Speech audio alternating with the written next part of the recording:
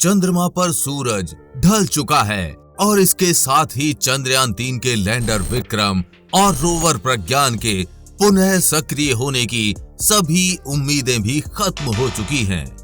अब इस बात का ऐलान शुक्रवार को एक जाने माने अंतरिक्ष वैज्ञानिक ने भी कर दिया है, जो कि भारत के चंद्रयान 3 मिशन के संभावित अंत का संकेत है। मिशन से सक्रिय रूप से जुड़े रहे अंतरिक्ष आयोग के सदस्य एवं इसरो के पूर्व अध्यक्ष एएस किरण कुमार ने कहा, नहीं, अब चंद्रयान 3 के लैंडर विक्रम और रोवर प्रज्ञान के फिर से सक्रिय होने की कोई उम्मीद नहीं है।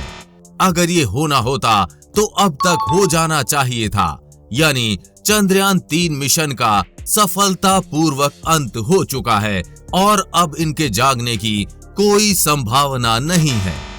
लेकिन चंद्रयान 3 के कुछ ऐसे हिस्से हैं जो इसरो के लिए सालों तक काम करते रहेंगे और चांद की फोटोज और डेटाज लेकर इसरो तक भेजते रहेंगे।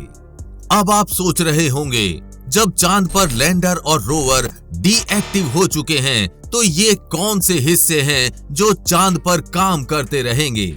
तो पहला है प्रोपल्शन मॉड्यूल। 17 अगस्त 2023 की तारीख तो आपको याद ही होगी, जब चंद्रयान 3 2 टुकड़ों में टूटकर अलग हो गया था। प्रोपल्शन मॉड्यूल को छोड़कर विक्रम लैंडर चांद पर उतरने के लिए आगे के रास्ते पर चल पड़ा था, जबकि प्रोपल्शन मॉड्यूल 100 गुणा 100 की ऑर्बिट में घूम रहा था। ये 3 महीने बाद भी आज भी ऐसे ही चांद के चक्कर लगा रहा है। आइए आपको बताते हैं ये कैसे सालों तक भारत के काम आएगा। जब चंद्रयान 3 की लॉन्चिंग हुई थी तब प्रोपल्शन मॉड्यूल के अंदर 1696.4 किलोग्राम फ्यूल भरा गया था। रॉकेट ने पृथ्वी की कक्षा को छोड़ दिया था और अलग हो गया था। इसके बाद प्रोपल्शन मॉड्यूल के सहारे ही आगे का सफर लैंडर और रोवर ने किया। इस प्रक्रिया में प्रोपल्शन मॉड्यूल के सहारे पृथ्वी के चारों तरफ 5 बार ऑर्बिट बदली गई, जिसके लिए 6 बार इंजन ऑन किया गया था। इसमें ऑर्बिट करेक्शन भी शामिल है। इसके बाद चंद्रयान 3 चांद के हाईवे पर गया, यानी ट्रांस ल्यूनर ट्रेजेक्ट्री में पहुंचा।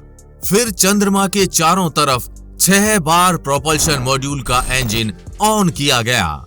कुल मिलाकर 1546 किलोग्राम फ्यूल खत्म हुआ।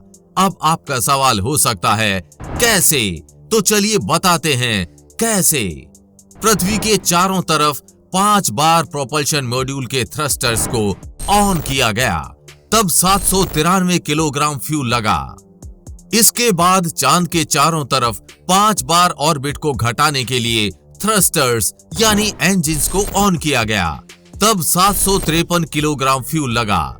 कुल मिलाकर 1546 किलोग्राम फ्यूल की खपत हुई।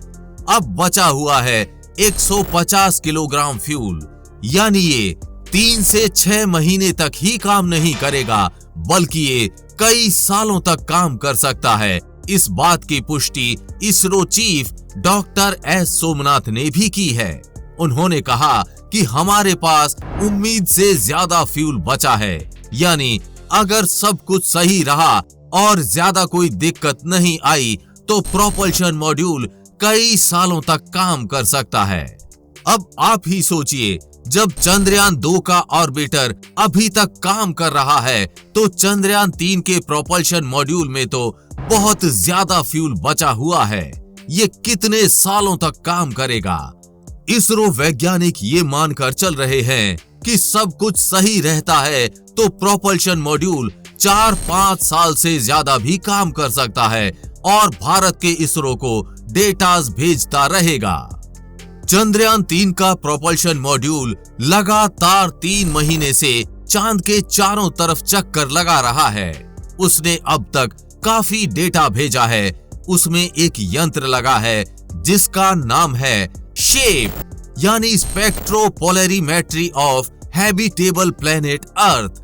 ये अंतरिक्ष में छोटे ग्रहों की खोज में लगा है, साथ ही एक्सोप्लैनेट्स को भी खोज रहा है। एक्सोप्लैनेट्स यानी सौर मंडल के बाहर मौजूद ग्रहों की जांच पड़ताल में लगा है।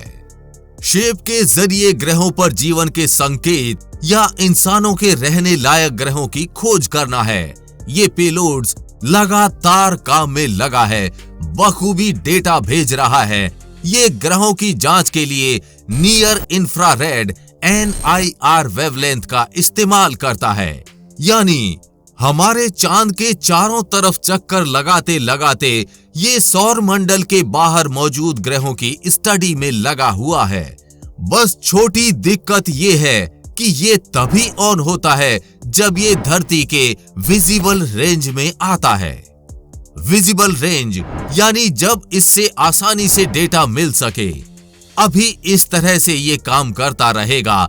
इसरो भी इसे लगातार ऑपरेट करता रहेगा।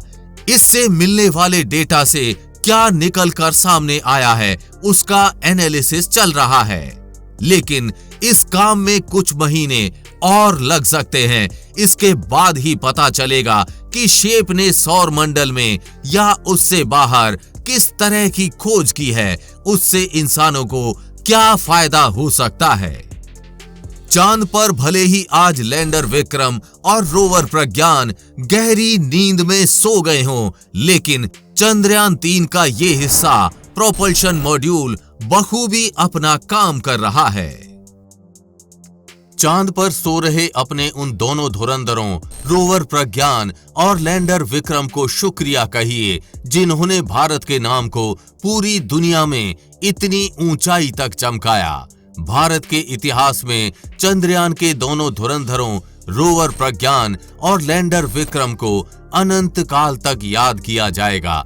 अगर आप चंद्रयान 3 की 14 दिन की खोजों को और विस्तार से समझना चाहते हैं तो उस वीडियो का लिंक नीचे कमेंट बॉक्स में दिया गया है।